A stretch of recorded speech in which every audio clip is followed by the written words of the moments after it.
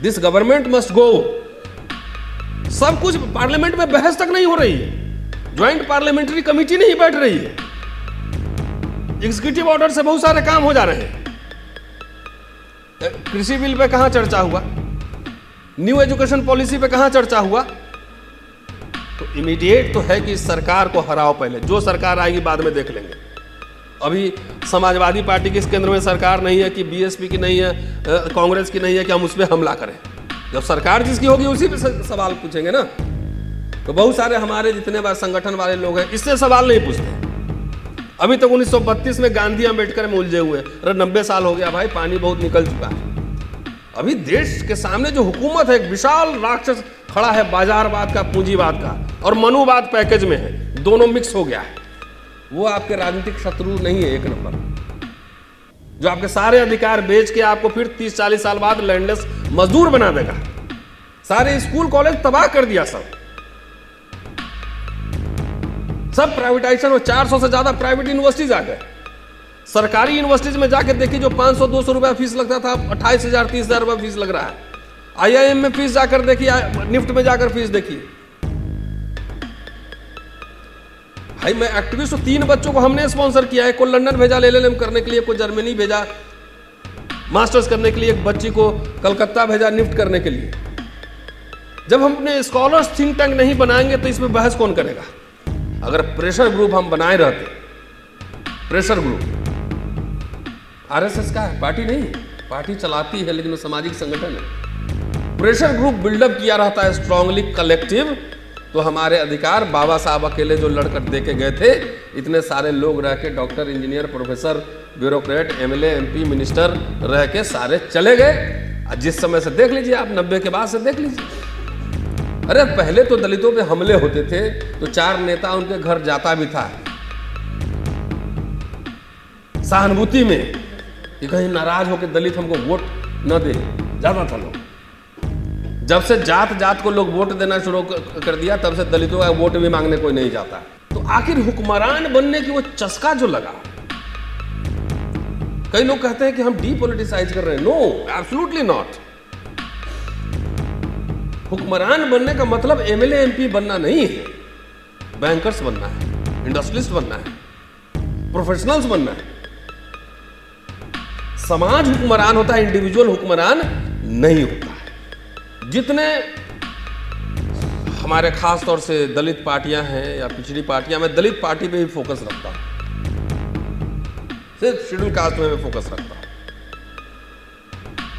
कि जितनी पार्टियां हैं अभी देश भर में तरह तरह के कार्यक्रम हो रहे हैं, बगैर नाम लिए हुए सबको आप ऐड कर लीजिए और उनको बोलिए कि सिर्फ नागपुर लोकसभा कॉन्स्टिट्यूएंसी जीत के दिखा दें, सब मिलके एक साथ, अलग अलग नहीं, सब एक साथ मिल जाएं, सारे संगठन, सारे पार्टीज, और सिर्फ नागपुर लोकसभा चुनाव जीत के दिखा दें। क्या लगता है जीत?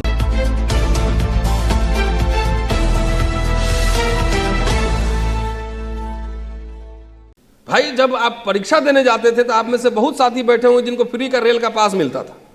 फॉर्म जब भरते थे तो फ्री का फॉर्म भरना होता, कोई फीस नहीं लगता था। आप में से ज्यादातर लोग इस कैटेगरी में होंगे। तो उसको तो आप शत्रु नंबर 1 बनाए हुए हैं, और जो पूरा सामान बेच रहा है, पूरे देश को ही पूरा जितने संसाधन है बेच रहा है, वो आपका शत्रु नंबर 1 नहीं है। राजनीति में तो हर समय 2 में से 1 चुनना होता है ना।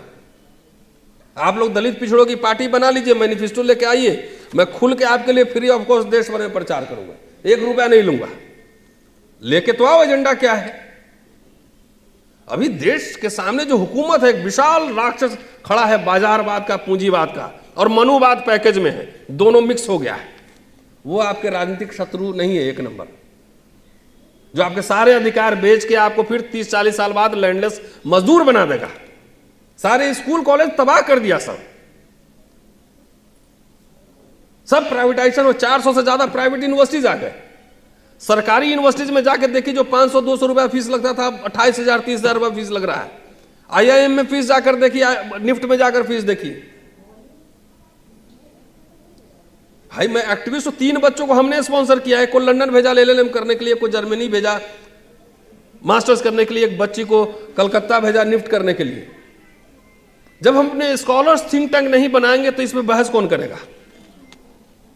इतने सारे संगठन हैं, मैं तो संगठन नहीं चलाता, एक यूट्यूब चैनल पे बोलता रहता हूं, उसी से तो साल भर में बच्चों को पढ़ा दिया 3। इतने करोड़ों करोड़, कुछ लोग दावा कर रहे हैं कि इतने करोड़ आ रहे हैं मुझे साल के। अरे एक स्कूल तो खोल लेते अंग्रेजी मीडियम का, दलित ट्राइबल बच्चे ही पढ़ते उसमें। 50 साल काम करो, 50 में 20-20 बच्चे भी हर साल ट्रेंड किए तो 50 साल में 100 बच्चे हुए, उसमें से 100 में से अगर 70 भी भाग गया, 30 भी बच गया तो मिशन मूवमेंट वो चलाएगा, इस पे बहस वो चलाएगा।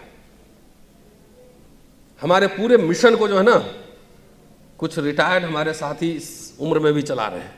नए बच्चे क्या कर रहे हैं? यूपीएससी या पीसीएस का तैयारी कर रहे हैं। Where is economist?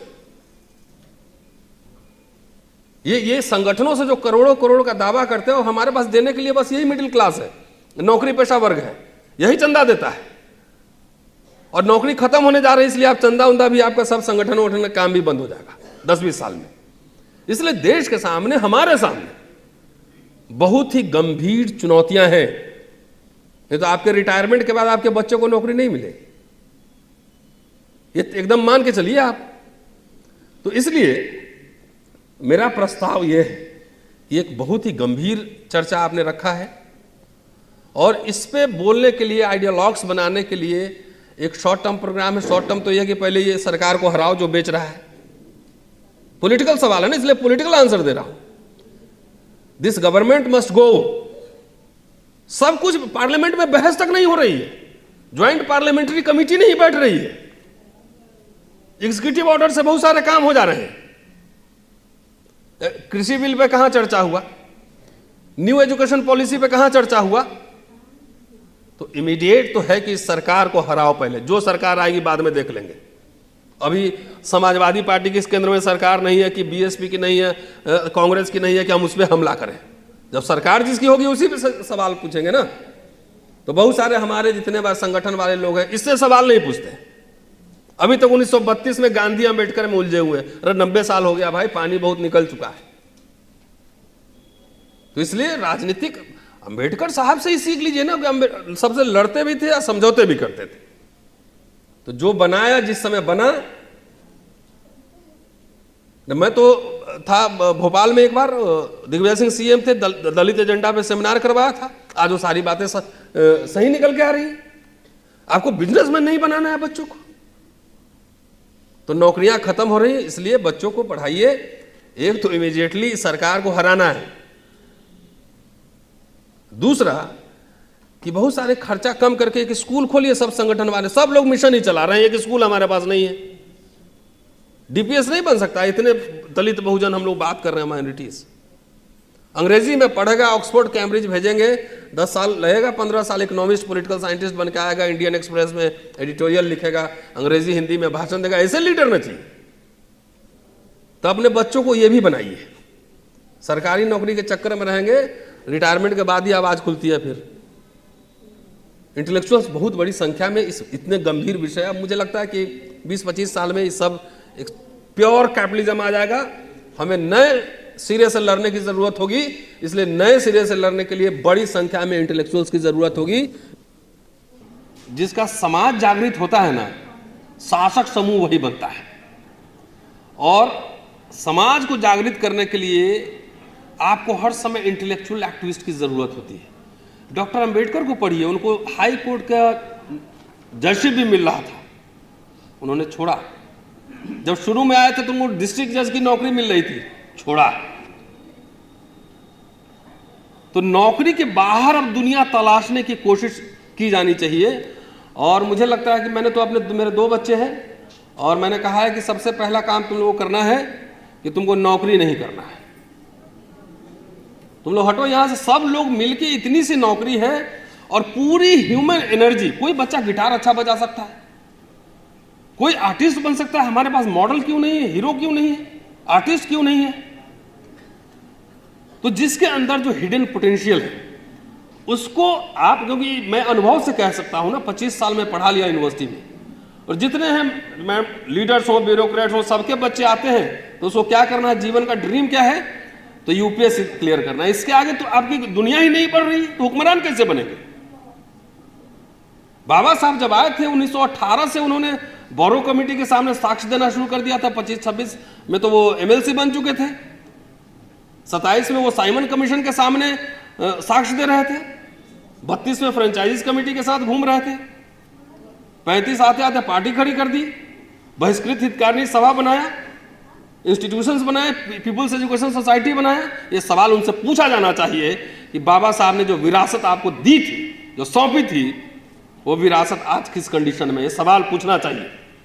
मैं भक्त नहीं हूं, डॉक्टर अंबेडकर को ही पढ़ा हूं। उन्होंने कहा है कि भक्ति तो धर्म में मुक्ति का मार्ग हो सकता है, लेकिन राजनीति में तानाशाही की ओर ले जाने वाला मार्ग। अंबेडकर साहब किसी सीखते नहीं, कितने अखबार निकाले, पत्रिकाएं निकाली, प्रिंटिंग प्रेस खोले, डिप्रेस क्लास इंस्टीट्यूट बनाया। जब गोलमेज में गए थे राजा महाराजा के खिलाफ बोल रहे थे, उनसे $1300 लेके भी आए, पाउंड, कि डिप्रेस क्लास इंस्टीट्यूट खोलना है, हमें बच्चों के लिए हॉस्टल खोलना है। लीडर जो है ना, लीडर इलेक्शन में नहीं बनते हैं, लीडर गुरुकुल में बनते हैं। तो सरस्वती शिशु मंदिर चल रहा है, वहां लीडर की नर्चरिंग हो रही है, और हम लोग सिर्फ अंत में जाके फसल काटने की तैयारी करते हैं कि पार्टी बना लेंगे, चुनाव लड़ लेंगे तो उससे हो जाएगा, कुछ नहीं होगा। और डॉक्टर अंबेडकर रहते तो अभी यही संदेश देते कि दलितों को कोई पार्टी नहीं बनानी चाहिए, दबाव समूह, प्रेशर ग्रुप बनाना चाहिए और सरकार को झुकाना चाहिए अपने एजेंडे पे। यही सरकार 3 बार झुकी है। आपको याद दिला दूं फिर, SC/ST एक्ट पे रोस्टर का आंदोलन आपको याद होगा, यूनिवर्सिटी वाला आंदोलन हम लोगों ने ही शुरू किया था। भारत सरकार उसमें भी बैकफुट में गई और सुप्रीम कोर्ट के ऑर्डर को निरस्त करना पड़ा, ऑर्डिनेंस लाना पड़ा। और किसान कानून पे 3 बार यही सरकार हारी है।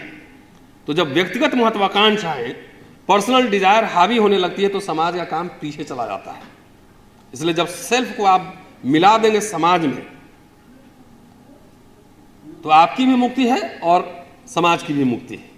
तो बहुत सारे इंस्पिरेशन वाले लोग घूम रहे हैं, बहुत बड़े बड़े दावे भी हो रहे हैं,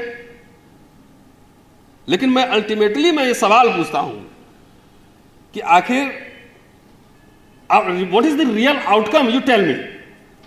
रिजल्ट अभी क्या है वर्तमान में? कुछ है? बाबा साहब की विरासत, अरे वो तो बुद्धिस्ट बने 56 में, लेकिन उनके बनाए हुए जो संस्थान थे, पौधे थे, वो तो उनके जीवन काल में ही बड़े हो चुके थे। मिलिंद कॉलेज, सिद्धार्थ कॉलेज, आज वो भी जो है ना वो अखाड़ा बना हुआ है। वहां का भी स्टैंडर्ड जाकर देखिए, मैं जाकर वहां देखा हूं, इतना ड्रीम से ऑक्सफोर्ड की तरह डिजाइन कर रहे थे। और जाकर देखिए आज क्या स्थिति है, कितने स्कॉलर इंटेलेक्चुअल्स वहां से निकल रहे हैं, आप जाके पता कर लीजिए। बेसिक लड़ाई संस्थानों की है। जिनके पास स्कूल, कॉलेज, यूनिवर्सिटी, इंस्टीट्यूशन होंगे वही शासक समूह बन सकता है। ये आज मैं आपको दावे के साथ यहां कह रहा हूं, अदरवाइज आप नहीं बन सकते हैं। चाहे जो मर्जी कर लिए, पार्टियां बनी और पार्टियां की आज क्या हालत है देख लीजिए। शुक्रिया, जय भीम।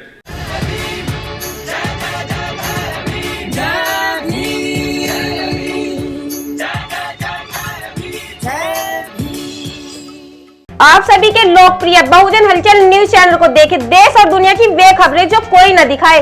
सभी सत्य खबरों को देखने के लिए वीडियो को लाइक करें और चैनल को सब्सक्राइब करें, घंटी को दबाएं और देखते रहिए बहुजन हलचल।